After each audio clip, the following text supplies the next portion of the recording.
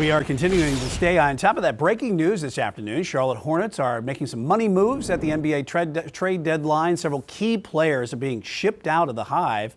Charlotte Sports Live's Mike Lissette joins us now with the details on these trades. All right, so Mike, you kind of called this yesterday. Where's everyone going and who are the Hornets getting? Well, it's interesting. I talked to a source yesterday who expected this to be a very busy day for the Hornets, and it turns out he was 100% right. Charlotte sent both Gordon Hayward and P.J. Washington elsewhere, and they are getting quite a bit in return. We'll start with the P.J. trade. This is one we thought was most likely going to happen. The big holdup was whether Dallas would include a first-round pick, and hey, they did exactly that. In exchange for Washington and 2 second-round picks, the Hornets got a first-round pick for 2027, as well as 2 Charlotte products. One is Seth Curry, who you know is the son of Dale and the brother of Stephen. The other is Grant Williams, who went to Providence Day. Now, if you're all broken up about those 2 second-round picks, do not be, because Charlotte got them back when they traded Gordon Hayward to Oklahoma City.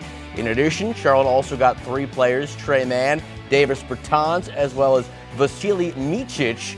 None of those guys averaged more than 5 points a game. However, the Hornets were able to get rid of $31.5 million from Gordon Hayward's contract, so that is ultimately a win for Charlotte. And again, I just got off the phone with a different source who said this was a good day for Charlotte, starting with the fact that they were able to get something for Gordon Hayward, because there was not a lot of buzz around him around the league. And Gordon, I'm told yesterday, was not going to accept a buyout. So they wanted to make sure they at least got something, because they were not going to re-sign him in the offseason. And the other thing, now one guy who we didn't talk about was Miles Bridges. Miles was rumored to get traded.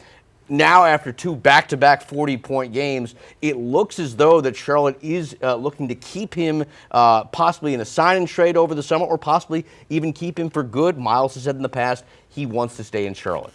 And that's a good thing, and consider the way he's played the last couple of games. I mean, and you also have to see how it plays out for the legal challenges with him going forward. But we do get a couple of good local guys here in Grant Williams and Seth Curry coming back in this trade. Well, Seth Curry is sort of on the downward part of his career. He was averaging in double figures for a number of seasons. This year, those numbers are way down. It's interesting with Grant Williams. This was a guy the Hornets actually targeted over the summer. He chose to sign with Dallas, and that situation really didn't work out all that well for him. So he's coming here. You mentioned when we were off air, they're getting a big body. The thing is, he's not that big, only 6'6", but he plays big inside. So I'm not saying he is Charles Barkley, but when you think of a power forward, of a guy that could play big, Barkley was only 6'4", and he was able to hang. Grant Williams, same way, only 6'6". So again, that's a good one.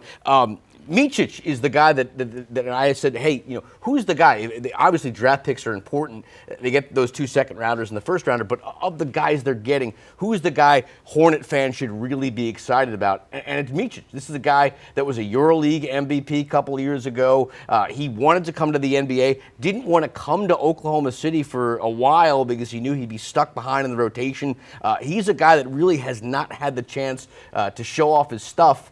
Now he's in Charlotte. There's really no one in front of him. He's going to be having a chance to show his stuff. Hopefully this is his time to shine, getting some complimentary players in there to get some wins. One other thing I do want to point out, I've been told that a lot of these moves were decided and organized by the Hornets' new owners.